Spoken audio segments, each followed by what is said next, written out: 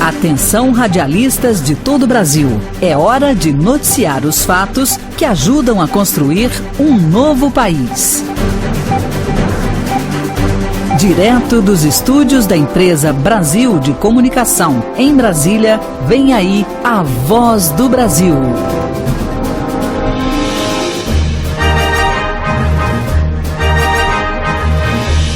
Em Brasília, 19 horas. Está no ar a Voz do Brasil. As notícias do governo federal que movimentaram o país no dia de hoje.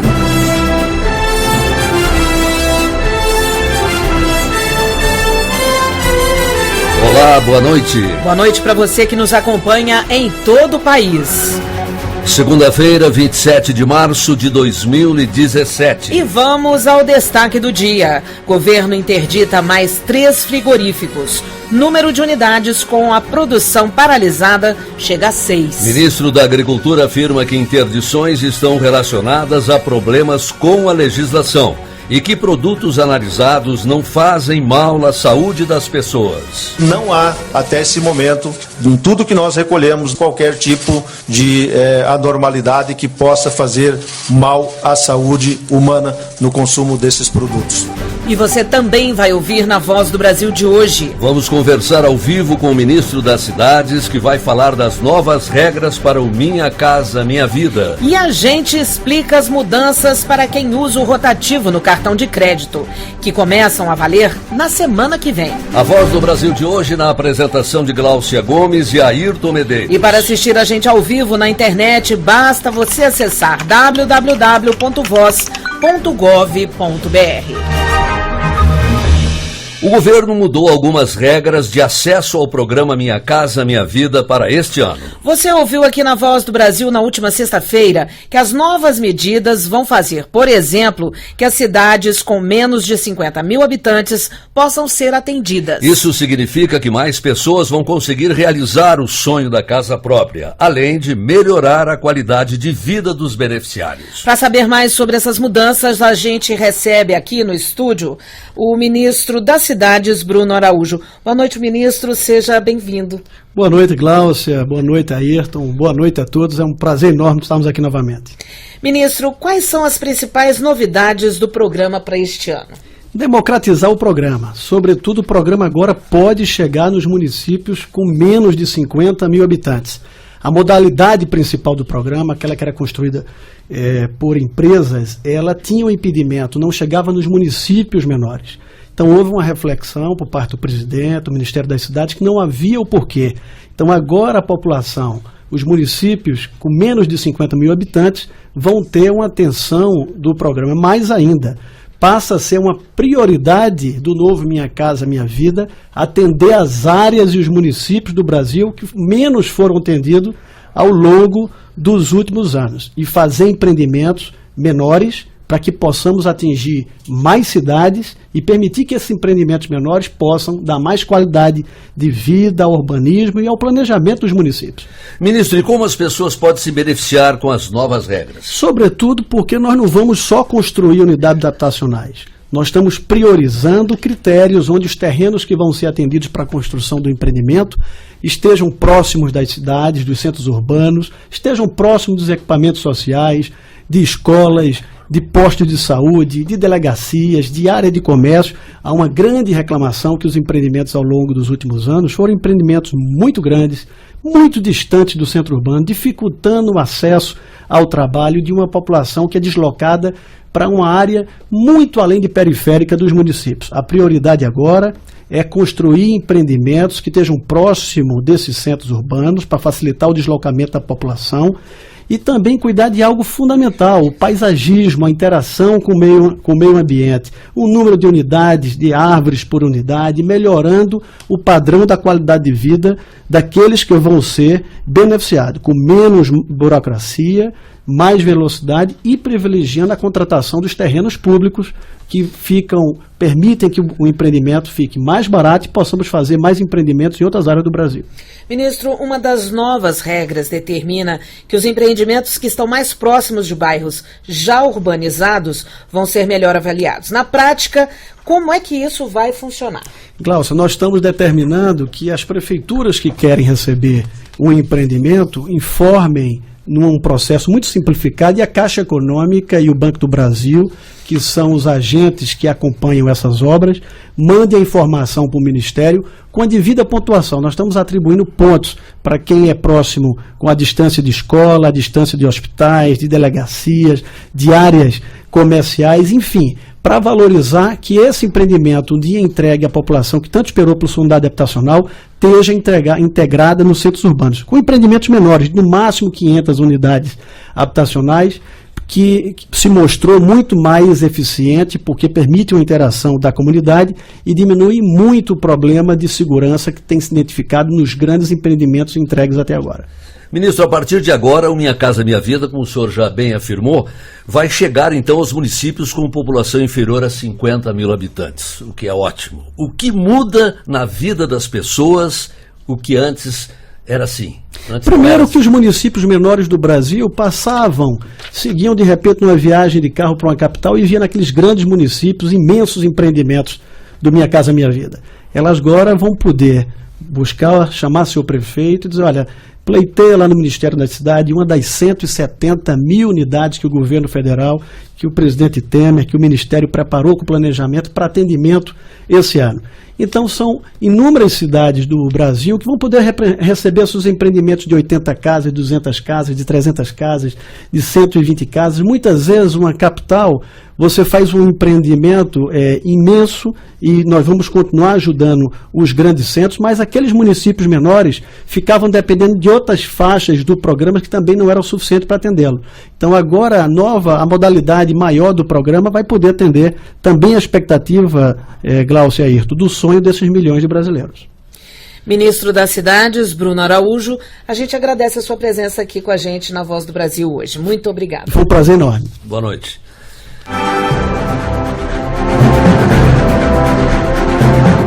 Belém, no Pará, é sede nesta semana de um encontro internacional que discute a proteção social na região amazônica. O semiárido panamazônico de proteção social conta com a participação de representantes dos 9 países que têm parte do território coberto pela Amazônia. A ideia é compartilhar experiências e estabelecer metas comuns para promover a proteção social dos moradores da região. O repórter João Pedro Neto acompanhou em Belém a cobertura do encontro. Além de gestores públicos, participam integrantes de povos e comunidades tradicionais, pesquisadores e membros de organizações internacionais, como o Banco Mundial e a Unesco. O ministro do Desenvolvimento Social e Agrário fez a abertura do encontro nesta segunda. Segundo Osmar Terra, os países buscam uma agenda social para a Amazônia em consonância com os Objetivos de Desenvolvimento Sustentável definidos pela Organização das Nações Unidas. Nós vamos fazer uma troca intensa de informações para chegar a uma agenda, para se trabalhar a transferência de renda, cuidado com a primeira infância. Nós temos que pensar na inclusão produtiva dessa sociedade desse tamanho, no desenvolvimento sustentável dela. O objetivo do seminário, que acontece em Belém, no Pará, é debater e trocar experiências sobre a proteção social no contexto regional da Amazônia. Além do Brasil, participam representantes da Bolívia, Colômbia, Equador, Guiana Francesa, Peru, República da Guiana, Suriname e da Venezuela. A secretária nacional de Assistência Social, Carminha Brant, destacou que o encontro é inédito e que a ideia é alcançar uma agenda social para a região amazônica. Uma reunião inédita para que a gente passe a tratar a Amazônia como um todo na questão social. Nós queremos primeiro refletir junto e pensar uma agenda social com as prioridades que interessam. E segundo, nós queremos até um compromisso maior para avançar. O governador do Pará, Simão Jatene, afirmou que o grande desafio é reduzir as desigualdades sociais na região. Não fomos sábios ainda o suficiente para utilizar a nossa diversidade para reduzir as nossas desigualdades. E o grande desafio ainda é reduzir pobreza e desigualdade. Ao final do seminário, na próxima sexta-feira, será assinado um acordo entre os países e as instituições para a realização da segunda edição do encontro em outro país no ano que vem. E também será assinada uma carta de Belém pela proteção social na Amazônia. Reportagem João Pedro Neto. Todos os dias, milhares de pessoas buscam um novo emprego. E elas têm mais uma opção na internet. É o portal Mais Emprego do Ministério do Trabalho. Qualquer um pode se candidatar. Esse é o assunto para você, cidadão, desta semana. Para você, cidadão. Para apoiar quem está à procura de emprego, o trabalhador tem à sua disposição o endereço na internet maisemprego.mte.gov.br. O site do Ministério do Trabalho reúne postos oferecidos pela iniciativa privada em todo o país para serem preenchidos imediatamente. Quem está em busca de uma vaga no mercado de trabalho precisa preencher o seu perfil profissional de forma completa para que seus dados sejam cruzados de forma eficiente com os das vagas existentes. O candidato que tiver dificuldade no preenchimento pode buscar ajuda dos profissionais do Sistema Nacional de Emprego, o SINE. Há oportunidades, por exemplo, para os cargos de linha de produção, faxineiro, vendedor, servente e telemarketing. E além das ofertas de trabalho, o site maisemprego.mte.gov.br oferece também cursos de qualificação profissional e informações sobre o benefício do seguro-desemprego. Em 2016, mais de 460 mil trabalhadores conseguiram uma vaga pelo Mais Emprego. Daniel Costa para a Voz do Brasil. 19h11 em Brasília. Você costuma pagar o valor mínimo da fatura do cartão de crédito e deixar o resto da dívida para o mês seguinte? Então, a partir da semana que vem, tem novidade para você que usa o chamado crédito rotativo. A gente vai explicar o que muda e os impactos para os consumidores. O Ministério da Agricultura interditou mais 3 frigoríficos que, por enquanto, não podem mais vender seus produtos. No total, são 6 frigoríficos interditados. O ministro da Agricultura, Blairo Maggi, apresentou um balanço da fiscalização feita nos 21 frigoríficos envolvidos nas denúncias da Operação Carne Fraca da Polícia Federal. O repórter Paulo La Salve acompanhou e traz os detalhes ao vivo aqui na Voz do Brasil. Boa noite, Paulo. Boa noite, Gláucia.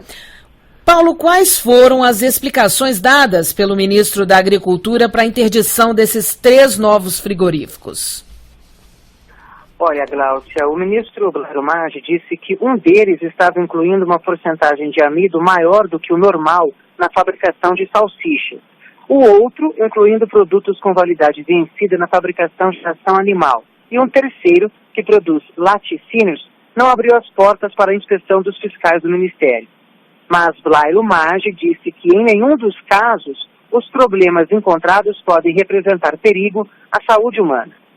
Nós não encontramos nessas plantas nenhum produto, nada que pudesse fazer mal à saúde nesse momento. Paulo, o ministro apresentou um balanço das investigações até agora? Olha, apresentou sim, Ayrton. Foram recolhidas 174 amostras dos 21 frigoríficos sob investigação e produzidos 12 laudos. Segundo o ministro Blairo Maggi, as mercadorias que correspondem a esses laudos e a essas amostras não representam perigo para o consumo humano. Paulo, e o ministro comentou também a queda de quase 20% nas exportações diárias de carne na semana seguinte à divulgação da Operação Carne Fraca, não foi isso? Comentou sim, Gláucia. Disse que poderia ter sido maior se as primeiras suspensões da importação não tivessem sido derrubadas pelos países depois da intervenção do governo brasileiro. Até agora, 22 países, além da União Europeia, já impuseram algum tipo de restrição à importação de carne brasileira. Mas no fim de semana, 3 países retiraram essas restrições: Chile, Egito e China. O ministro Blairo Maggi disse que agora vai ter de ser intensificado o trabalho de convencimento junto a outros países e consumidores sobre a qualidade dos produtos brasileiros. Vai ser uma briga de volta para reconquistar a confiança dos consumidores fora, a confiança dos consumidores internos que nós temos e garantir com que as empresas brasileiras possam continuar a fazendo as exportações. Paulo, eu tenho aqui mais uma pergunta. Hoje a Secretaria Nacional do Consumidor determinou mais um novo recall de carnes de mais um frigorífico. No total são 4 frigoríficos agora, ou seja, esses produtos devem ser retirados das prateleiras?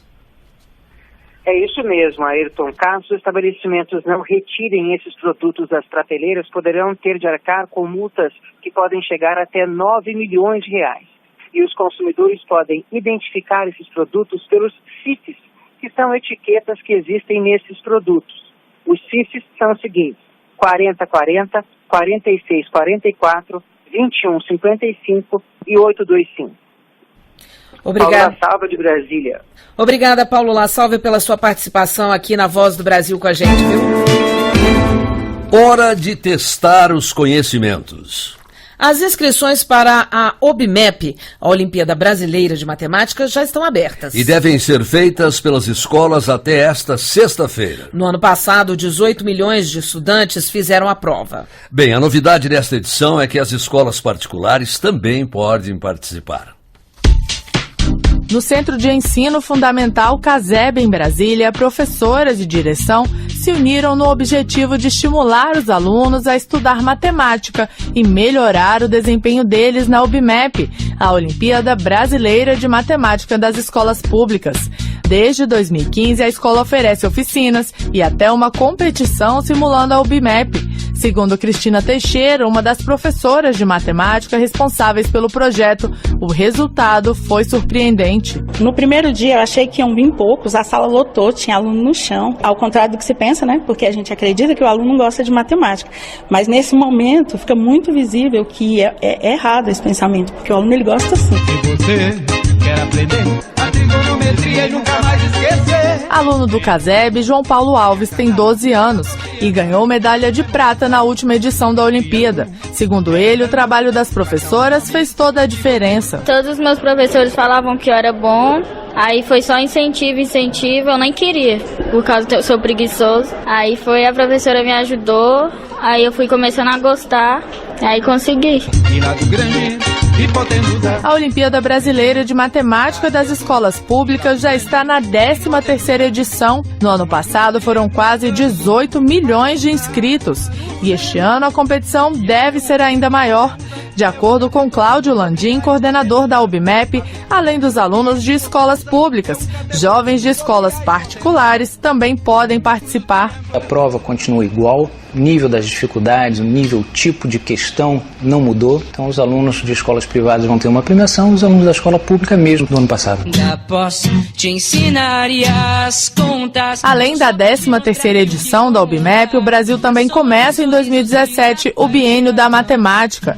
Até 2018, de acordo com Cláudio Landim, o país vai reunir os maiores eventos internacionais da área. Isso tudo vai começar agora, em abril, com o Festival da Matemática, onde nós vamos ter várias atividades em algumas escolas que vão tentar estimular o estudo, popularizar a matemática, mostrar que a matemática pode ser divertida e não apenas aquela disciplina repetitiva e chata que é ensinada nas escolas. As inscrições para a 13ª Olimpíada vão até o dia 31 de março, sexta-feira. Reportagem Gabriela Noronha.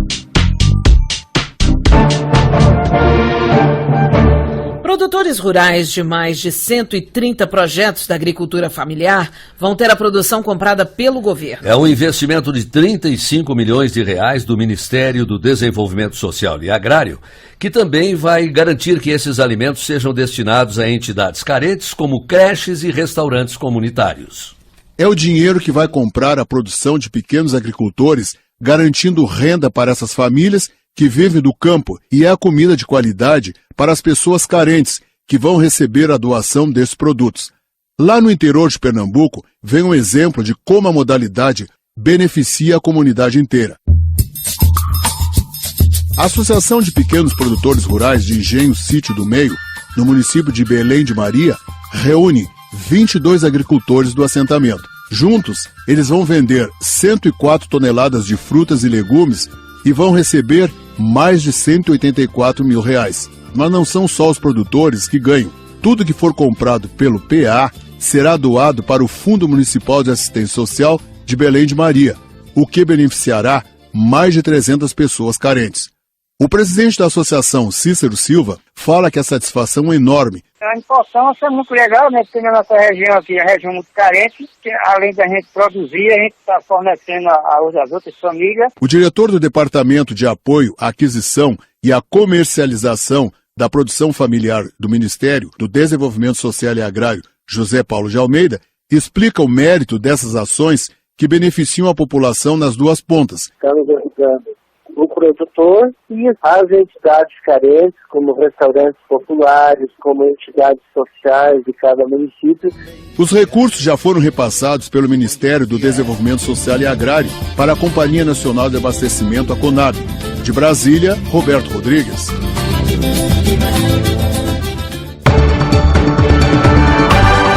19h20 em Brasília. Falta uma semana para começar a valer as novas regras para o pagamento do cartão de crédito. E é bom já se organizar porque com as mudanças não vai ser mais possível ficar no rotativo. Aquele pagamento mínimo por mais de 30 dias. A ideia é diminuir os juros e aliviar o bolso do consumidor. Você já gastou demais no cartão de crédito e no final do mês não teve dinheiro para pagar a fatura integral e optou por fazer só o pagamento mínimo? Por algum motivo eu também não ter dinheiro, né? Eu deixei de pagar e foi muito juro, para nunca mais. Não tinha o valor para pagar a fatura total, valor total, paguei o mínimo.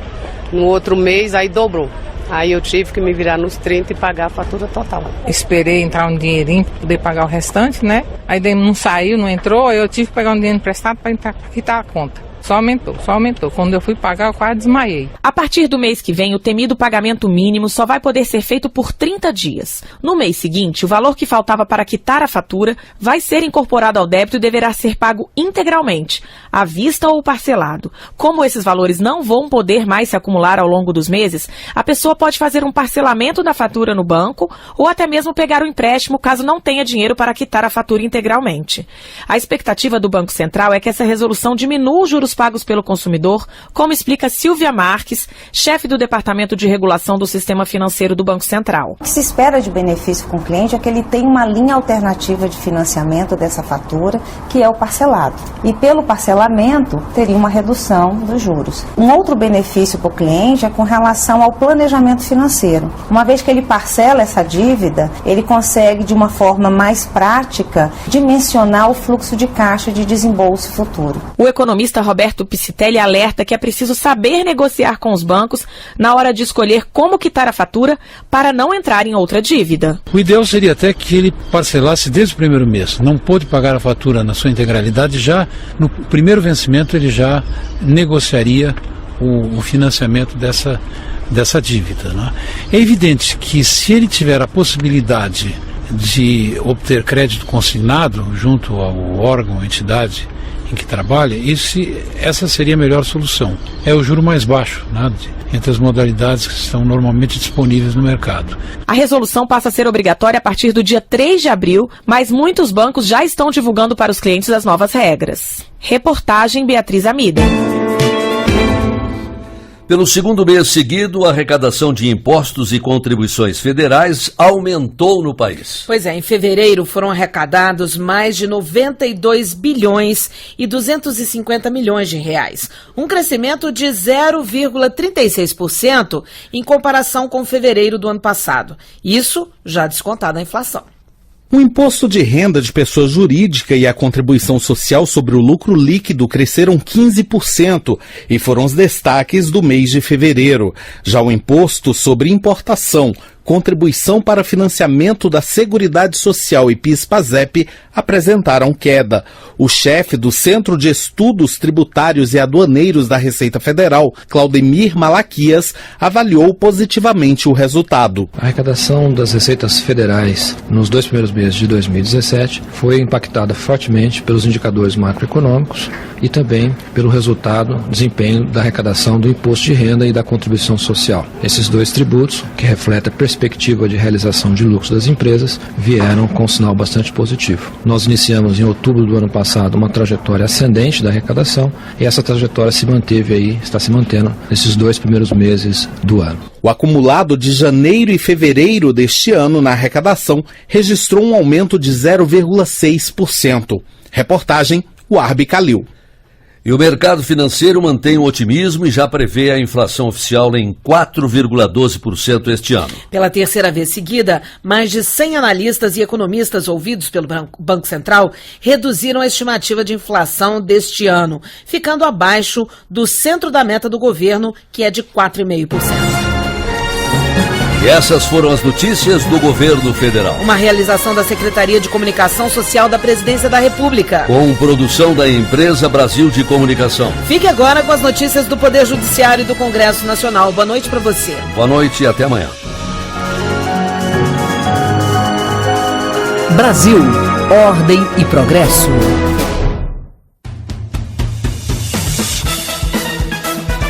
Você vai ouvir agora notícias do Poder Judiciário. Supremo Tribunal Federal vai julgar a possibilidade de responsabilização civil de agente público. Trabalhadora que sofreu discriminação por ser transexual vai ser indenizada. Operadora não pode firmar contratos de internet com velocidade inferior à anunciada nos planos. Agora em Brasília, 7h25. Boa noite, eu sou Uliana Gomes. E eu sou o Arthur Filho. O plenário do Supremo Tribunal Federal vai julgar a possibilidade de responsabilização civil de agente público. O caso tem repercussão geral, ou seja, vai servir de base para decisões sobre casos semelhantes em todo o judiciário brasileiro. Lucas Scherer.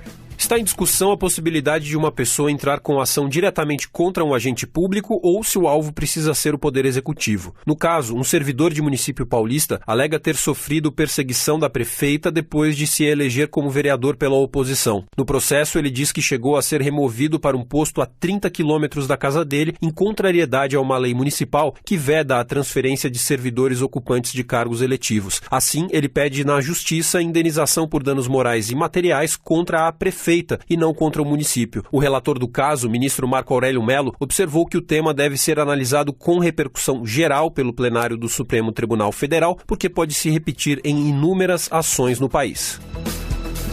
Nos contratos de plano de saúde que prevêem cobertura para tratamento de doença crônica, são consideradas abusivas as cláusulas contratuais que limitam o direito do paciente à terapia indicada. Esse é o entendimento do Superior Tribunal de Justiça, Fátima Uchoa. Em São Paulo, um idoso com hepatite crônica C buscou a justiça porque o plano de saúde dele se negou a pagar os gastos com o medicamento, que era importado, mas tinha registro na Anvisa. A operadora de saúde recorreu ao STJ porque o Tribunal de Justiça paulista determinou o fornecimento do remédio. A relatora ministra Nancy Andrighi observou que, apesar de a lei dos planos de saúde permitir a exclusão contratual de cobertura para medicamentos importados e aqueles usados em tratamento domiciliar, o Código de Defesa do Consumidor é que deve ser aplicado no caso. Assim, determinou que a empresa fornecesse o remédio para o idoso ser tratado em casa.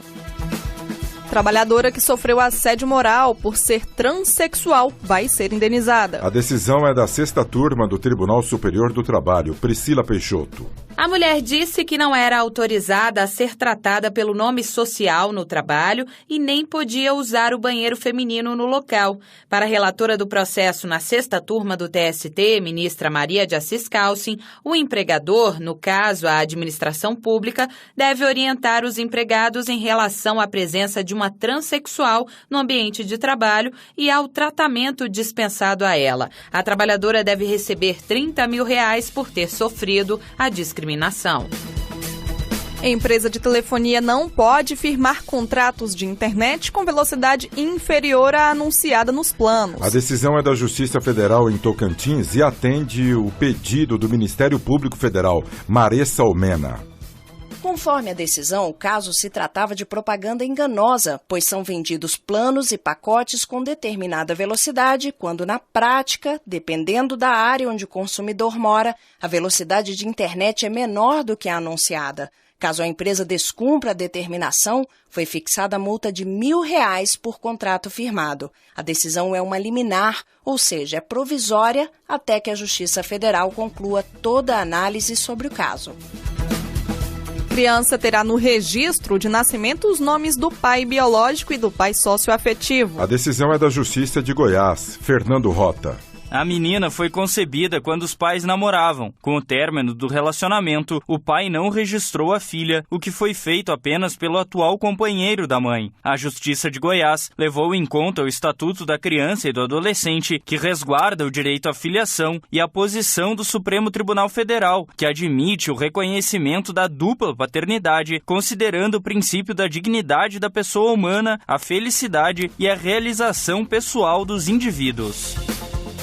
Justiça de Mato Grosso concede indenização de R$10.000 à noiva por má prestação de serviços na festa de casamento. A empresa decoradora não teria fornecido a cor do buquê conforme o combinado, nem mesa do bolo e tendas. A decoradora ainda descontou o cheque calção, mesmo após a noiva já ter quitado todas as dívidas com a empresa. Você acompanha outras notícias do Poder Judiciário em 104,7 FM para o Distrito Federal em torno e também pela internet. Acesse www.radiojustiça.jus.br e siga pelo Twitter. twitter.com/radiojustiça. Uma boa noite. A você, boa noite. Notícias do Poder Judiciário, uma produção da Rádio Justiça, Supremo Tribunal Federal.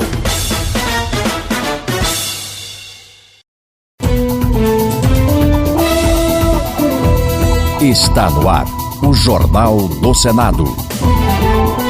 CCJ pode votar projeto que aumenta a pena para o crime de abuso de autoridade em abril. Lazier Martins alerta que a reforma da Previdência pode inviabilizar funcionamento de entidades filantrópicas. Eunice Oliveira e Fernando Bezerra Coelho defendem redução de juros em contratos dos fundos constitucionais de financiamento. Estes são os destaques de hoje do Jornal do Senado, que começa agora. Boa noite. Boa noite. O presidente da Comissão de Constituição e Justiça, senador Edson Lobão, do PMDB do Maranhão, acredita que o projeto que aumenta a pena para o crime de abuso de autoridade seja votado na comissão em abril. A proposta divide a opinião dos senadores e, caso seja aprovada na CCJ, seguirá para votação em plenário. Repórter Érica Christian. O relatório do senador Roberto Requião, do PMDB do Paraná, classifica 31 ações de agentes públicos como abuso de autoridade. Entre elas estão a decretação de prisão sem ordem judicial, o uso de condução coercitiva sem intimação prévia, a liberação de imagens sem autorização do preso, a divulgação de gravação não relacionada à investigação e até pedidos de vista de processos para atrasar julgamentos. As penas variam de suspensão da função pública sem o pagamento de salários até prisão.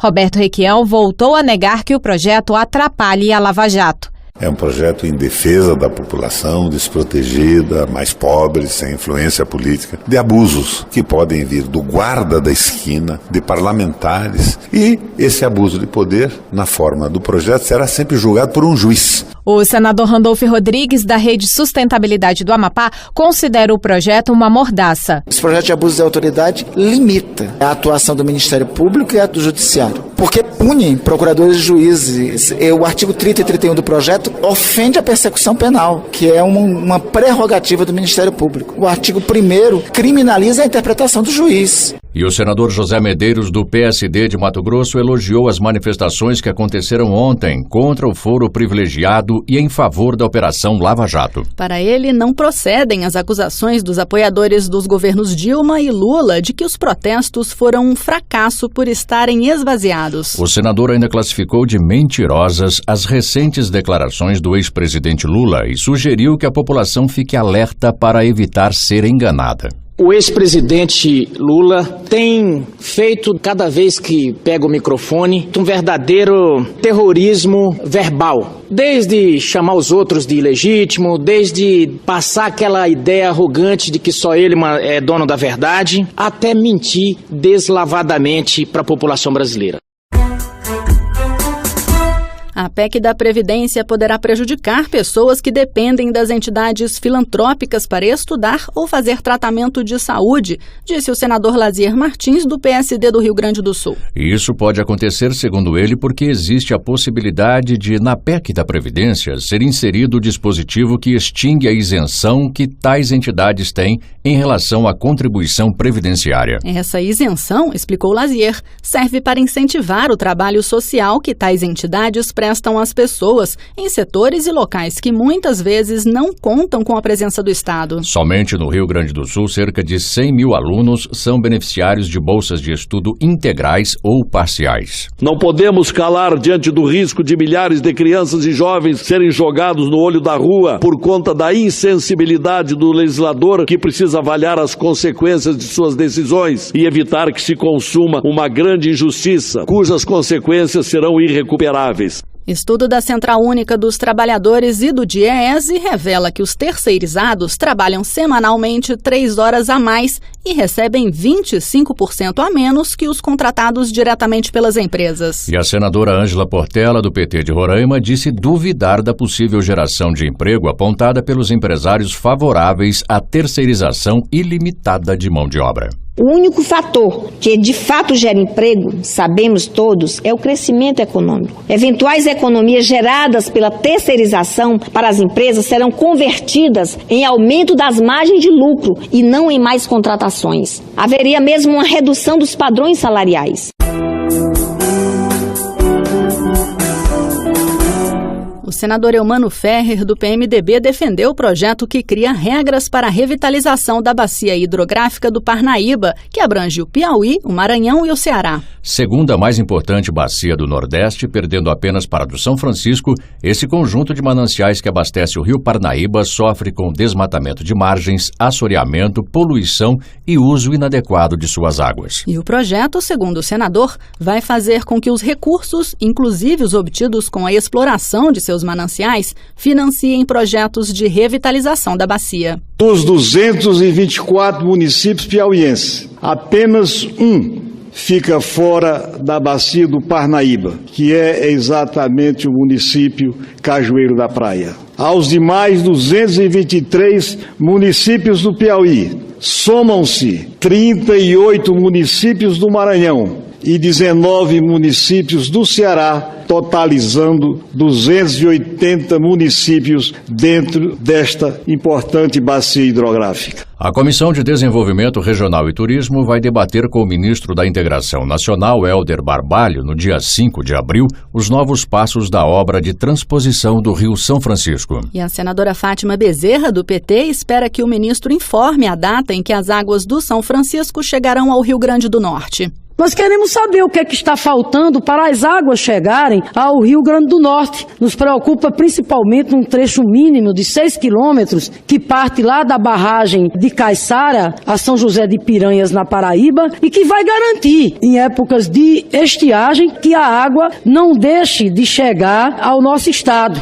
Eleito presidente da Comissão Mista Permanente sobre Mudanças Climáticas, o senador Jorge Viana, do PT do Acre, ressaltou o compromisso do Brasil de reduzir em 37% a emissão de gases do efeito estufa até 2025 e 43% até 2030.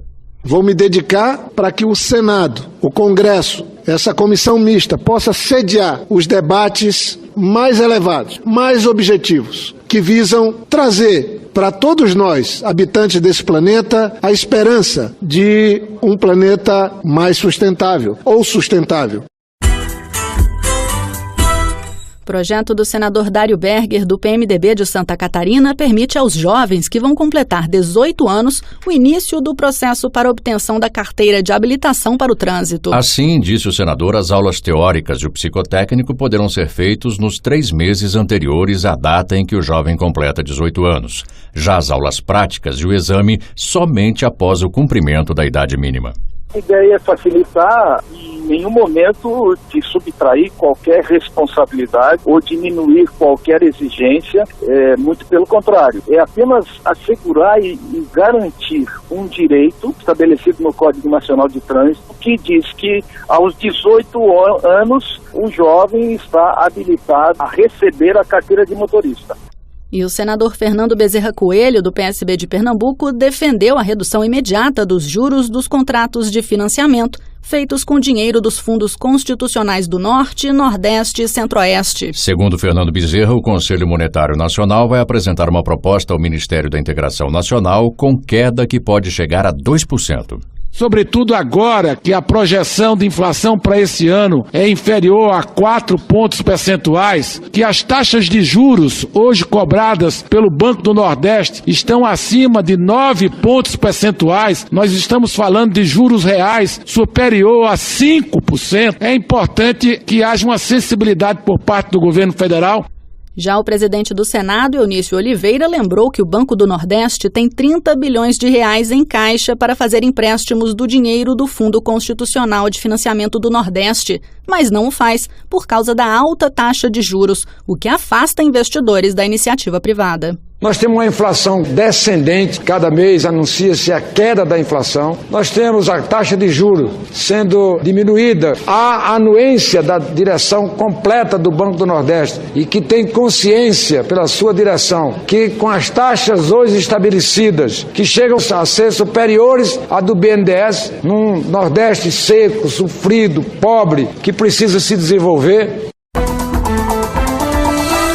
Jornal do Senado. Apresentação Raquel Teixeira e Vladimir Espinosa com áudio de Eliseu Caires. O Jornal do Senado fica por aqui. Acompanhe agora as notícias da Câmara dos Deputados. Boa noite. Boa noite, até amanhã.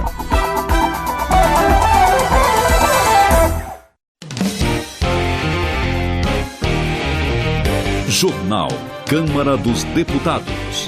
Medida provisória do cartão reforma tranca a pauta de votações. Procurador denuncia desrespeito à Constituição nas salas de aula. Deputados comentam manifestações contra as reformas do governo. Boa noite. Ivan Valente, do PSOL de São Paulo, lembra que no dia 15 de março, milhares de pessoas foram às ruas para se manifestar contra as reformas trabalhista e da Previdência. Um dos pontos criticados pelos manifestantes, segundo o deputado, é o que obriga cerca de 1.750.000 professoras a trabalharem 15 anos a mais para se aposentar. Benedita da Silva, do PT do Rio de Janeiro, mostra seu apoio aos protestos que ocuparam as ruas de várias cidades brasileiras contra as reformas do governo federal. A parlamentar considera que as mudanças propostas representam um atraso na legislação, pois, para ela, retira direitos históricos dos trabalhadores. As manifestações contra a reforma da Previdência e a trabalhista também foram citadas por Décio Lima, do PT catarinense. Segundo o deputado, os protestos são legítimos e buscam defender marcos civilizatórios que foram conquistados pelo povo no último século. Assis Melo, do PCdoB, registra a luta dos trabalhadores metalúrgicos de Caxias do Sul e de todos os movimentos sindicais da Serra Gaúcha que participaram das manifestações contra as reformas da Previdência e trabalhista. Ele diz que as propostas vão acabar com a aposentadoria e com outros direitos dos trabalhadores. No entendimento de Caetano, do PT da Bahia, o grito dos brasileiros contra a reforma da Previdência foi dado em 15 de março. No entanto, ele alerta que os cidadãos precisam se manter mobilizados contra o que chama de desmonte da Previdência. Na avaliação de Leonardo Monteiro, do PT de Minas Gerais, as manifestações mostram que tanto as grandes cidades quanto as pequenas estão insatisfeitas com as propostas de mudança trabalhistas e previdenciárias.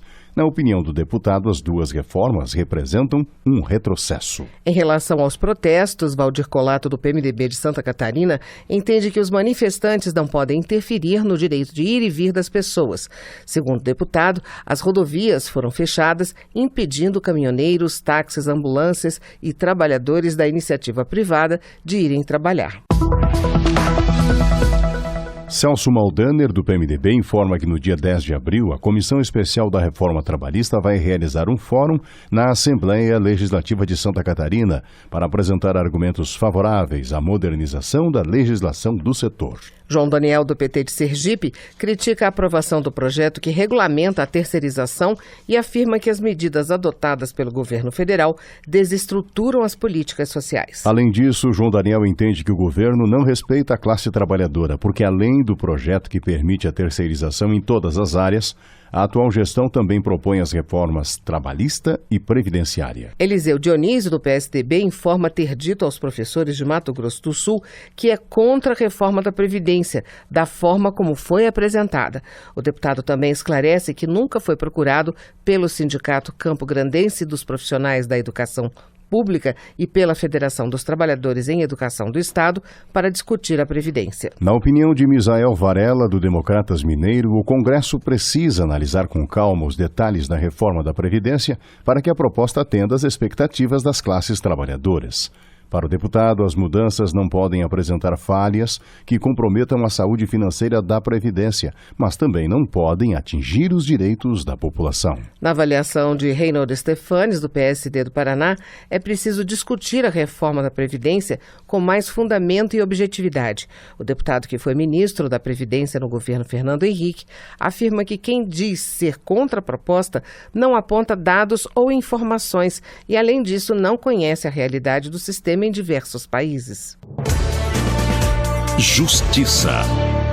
Nelson Pellegrino, do PT baiano, destaca a decisão da Justiça Federal do Rio Grande do Sul que determinou a suspensão da propaganda do governo federal relativa à reforma da Previdência. O deputado aponta que a decisão judicial diz que as propagandas não possuíam caráter educativo, informativo ou de orientação social. Luiz Sérgio, do PT do Rio de Janeiro, também elogia a decisão da Justiça que determinou a retirada de circulação da propaganda do governo sobre a reforma da Previdência. A Justiça Federal adiou a decisão sobre a permanência das barracas instaladas na Praia do Futuro, em Fortaleza. Ao defender a manutenção dos empreendimentos, Vitor Valim, do PMDB do Ceará, argumenta que o comércio local é responsável por gerar milhares de empregos e atrair renda para a capital. A ação sobre a permanência ou a saída das barracas da Praia do Futuro, em Fortaleza, será julgada pelo Tribunal Regional da 5ª Região. Vaidon Oliveira, do Democratas do Ceará, afirma que as barracas são um patrimônio da cidade e atraem milhares de turistas, gerando emprego e renda para a população local. Na avaliação de Franklin Lima, do PP de Minas Gerais, a Operação Carne Fraca da Polícia Federal foi midiática. Mobilizou mais de 1.000 homens, um efetivo que ele considera exagerado, e atrapalhou o desenvolvimento do país. Segundo o deputado, a fiscalização da carne deve ser feita pela vigilância sanitária. Em relação à cobrança de franquia das bagagens despachadas, que foi suspensa pela Justiça, Franklin Martins espera que as autoridades acabem com essa taxa de uma vez por todas. Ele argumenta que não existe nenhuma garantia de que a cobrança da bagagem vai refletir em um preço menor das passagens aéreas. Segurança Pública. A Secretaria da Mulher de Pernambuco realizou evento sobre o enfrentamento da violência contra a mulher para 1.500 novos policiais do Estado. Gonzaga Patriota, do PSB, explica que a ação visa aprimorar o trabalho da polícia na prevenção, orientação e qualidade do atendimento às mulheres. Educação. Em nova audiência realizada pela Comissão Especial que analisa a proposta da Escola Sem Partido, o Procurador da República denuncia o desrespeito às leis das salas de aula. Já o representante do movimento Todos pela Educação acredita que o projeto é desnecessário. Ouça mais informações sobre o debate na reportagem da Rádio Câmara. Professores estão descumprindo a lei nas salas de aula, acusou o Procurador da República em Brasília, Guilherme Shelby. A afirmação foi feita durante a audiência pública da Comissão Especial que discute o projeto da Escola Sem Partido. Segundo o procurador, que também é autor de livros sobre infância e educação, professores estão desrespeitando a lei ao expor alunos a material de conteúdo sexual, impróprio para a idade e capacidade de compreensão, muitas vezes em forma de livros e cartilhas. Segundo Shelby, isso viola os direitos das crianças e das famílias que não têm conhecimento do que acontece em sala de aula. Então, muitos professores, induzidos por políticas públicas na educação ilegais, que não respeitam a Constituição, o Estatuto da Criança, Código Penal ou Código Civil, além de outras leis, praticam atos sem conhecer a lei. Se conhecerem as leis, não vão aplicar esse material didático. Por outro lado, há professores que são verdadeiros ativistas da erotização da criança. Incluem no conteúdo de aulas de educação sexual, de direitos humanos, pornografia. Estimula práticas sexuais adultas. Para o procurador Guilherme Shelby, o projeto pode ajudar as famílias a conhecer os seus direitos e a buscarem na justiça a reparação por abusos eventualmente sofridos nas escolas. Já o jornalista e matemático Ricardo Falzetta, gerente de conteúdo do movimento Todos pela Educação, acredita que o projeto é desnecessário, uma vez que as condutas irregulares de professores já são punidas pela lei. Segundo ele, muitos dos exemplos apontados pelos que apoiam o projeto são pontuais e não representam a realidade da educação brasileira. Existem maus profissionais, como em todas as áreas, existem maus professores, mas os canais de combate à falta de qualidade na educação, na pedagogia, já existem. A Constituição é clara, a Lei de Diretrizes e Bases é clara, os canais todos, como eu disse, projetos políticos pedagógicos, reuniões de pais, associações de pais e mestres, todas essas instituições têm condições de conversar, de dialogar,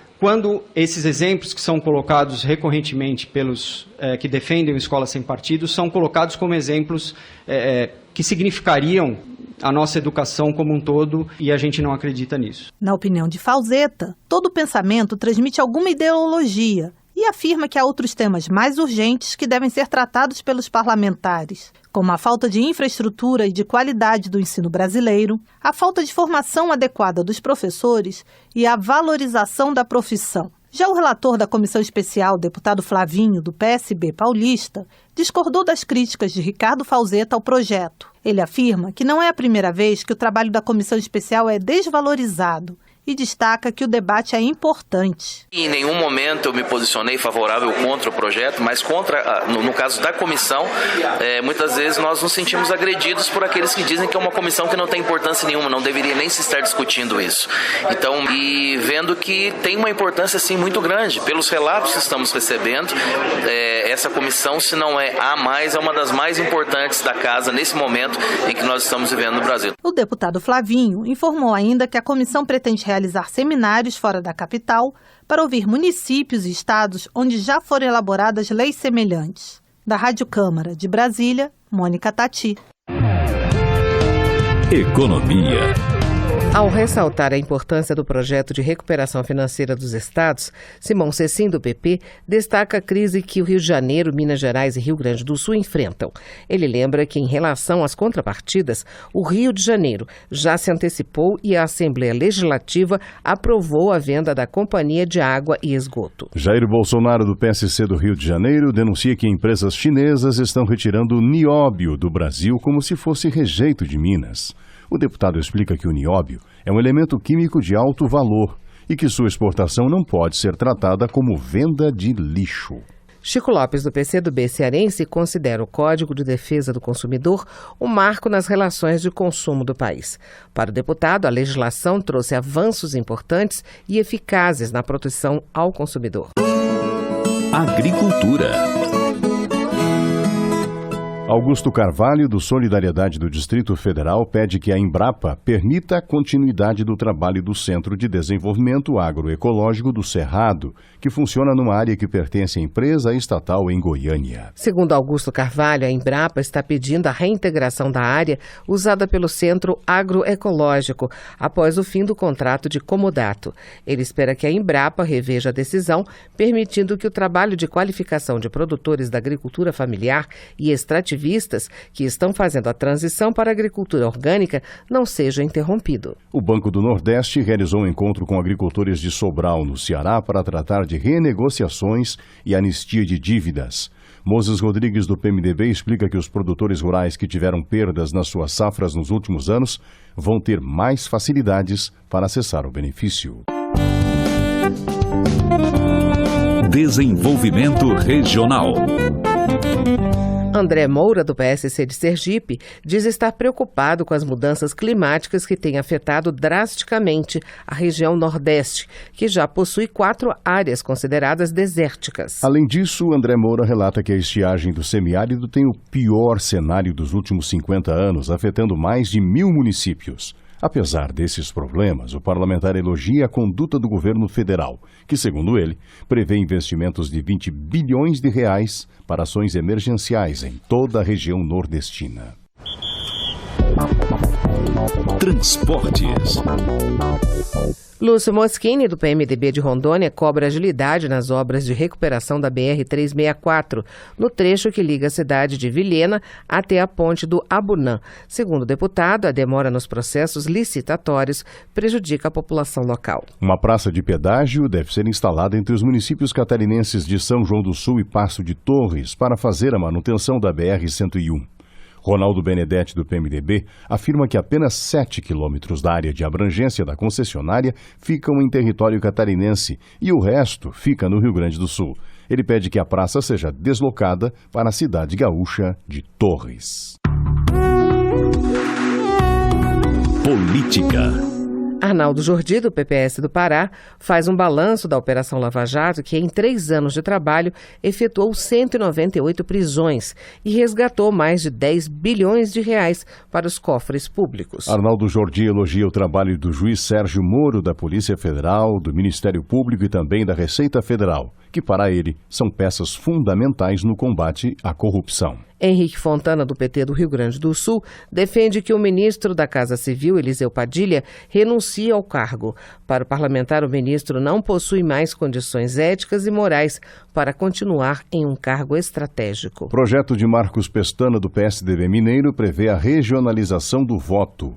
Com a mudança, ele exemplifica que, em vez de São Paulo eleger 70 deputados numa única disputa, os representantes seriam eleitos em 10 grandes regiões. Em Minas, seriam 8 regiões e nos pequenos estados, 2 regiões. Votação. Além da medida provisória que cria o cartão reforma e que tranca a pauta de votações do plenário, os deputados ainda podem analisar nesta semana a proposta de ajuda aos estados superendividados. Saiba mais sobre as perspectivas de votação na reportagem da Rádio Câmara. A pauta de votações do plenário da Câmara começa a semana trancada pela medida provisória que cria o cartão reforma. O benefício dá dinheiro para famílias de baixa renda reformarem a casa onde moram. O texto foi mudado na Comissão Especial de Deputados e Senadores que analisou o assunto. Entre as alterações, a que permite que mais pessoas possam ser atendidas pelo programa. A família deve receber até R$ 2.800 por mês, R$ 1.000 a mais do que previa o governo inicialmente. O relator da medida provisória na Câmara, deputado Lucas Vergílio, do Solidariedade de Goiás, diz que o objetivo é melhorar a qualidade de vida de quem hoje mora em situação precária. Chega para beneficiar mais de 100 mil famílias e eu acredito que será um dos principais programas sociais do governo federal. O benefício vai de até R$ 5.000. Isso não quer dizer que a pessoa vai ter os R$ 5.000, vai depender da necessidade de cada um. O deputado Bongás, do PT Gaúcho, diz que votará a favor do programa, mas faz críticas, dizendo que servirá mais para a propaganda do governo do que para mudar a realidade das pessoas. São mais de 7 milhões e 800 mil domicílios no Brasil que precisam de reforma. E pelo valor que o governo colocou, que é muito pouco, vai atingir só 3%. Ou seja, a cada 100 pessoas que precisam, 97 vão ficar fora. Outro assunto que pode ser votado esta semana é a ajuda aos estados superendividados. A proposta é que esses governadores que não estão conseguindo fechar as contas, sem conseguir inclusive depositar o salário do funcionalismo, possam ficar até 6 anos sem pagar as dívidas que têm com o governo federal.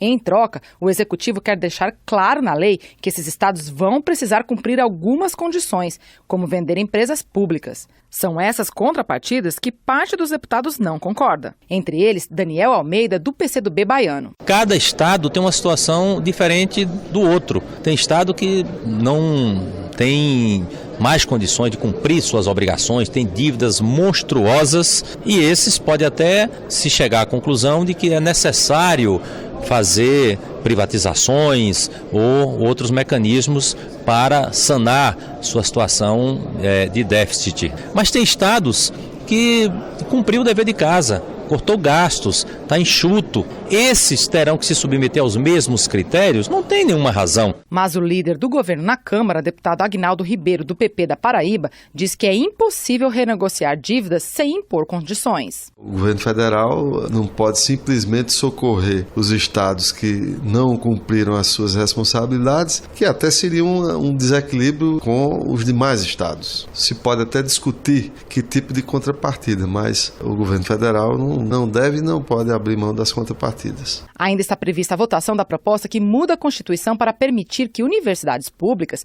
cobrem mensalidade dos alunos de especialização e MBA.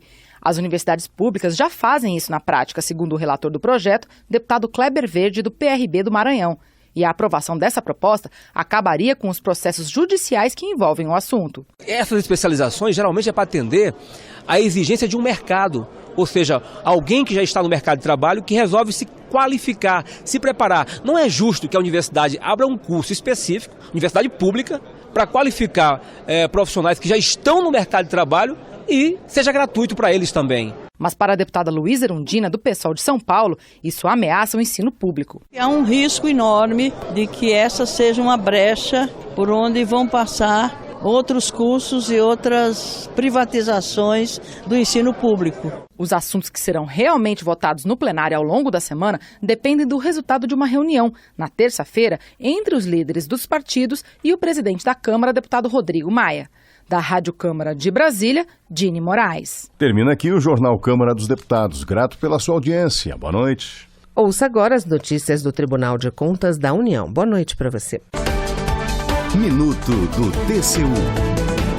O Tribunal de Contas da União vai dialogar com diversos atores do setor de petróleo e gás natural. Será nesta sexta-feira, dia 31 de março, às 14 horas, no auditório do anexo 3 da sede do TCU em Brasília. Trata-se do diálogo público sobre a política de conteúdo local e perspectivas para o futuro. No encontro será discutida a flexibilização dessa política, que faz exigências às empresas que vencem leilões para explorar campos de petróleo no Brasil. Elas precisam comprar parte dos equipamentos e serviços de fornecedores brasileiros. Os diálogos públicos são encontros promovidos pelo Tribunal para trocar informações e conhecimentos com a sociedade. Faça a sua inscrição gratuitamente no portal do TCU na internet. Participe! TCU – Fiscalização a serviço da sociedade. Voz do Brasil. De segunda a sexta, às 19 horas. Boa noite.